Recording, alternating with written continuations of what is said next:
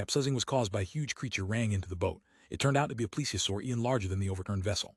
Although it only brushed past the hull, the massive current caused by its tail directly capsized the boat. The people on board fell directly into the sea. The eldest daughter surfaced and suddenly told her father that her boyfriend was still trapped in the cabin. The father shouted for them to swim to higher ground, while he swam towards the cabin. When the man reached the cabin door, he saw that the cabin was almost completely flooded. The father-in-law didn't let him open the door immediately, but told him to find the first aid kit behind him. At this time, the two daughters were obedient and had already climbed onto the overturned hull. The reason he didn't immediately open the cabin door was because the pressure earlier was too great, and now seawater had submerged the entire cabin door. The young man immediately dived into the water and kicked the door open. Unexpectedly, just as the young man escaped from the cabin, the boat flipped completely over. By chance, a piece of the boat hit the young man. In the seabed, he vaguely saw that huge creature. The two girls held on tightly to the bottom of the boat, which allowed them to escape the disaster. Then they started calling for help, looking for their family members. Fortunately, the father wasn't injured, and he quickly climbed onto the boat's bottom.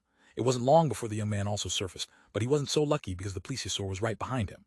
Seeing this situation, the young man swam with all his might towards the small boat. The plesiosaur didn't intend to let him go, rushing towards him at high speed. Fortunately,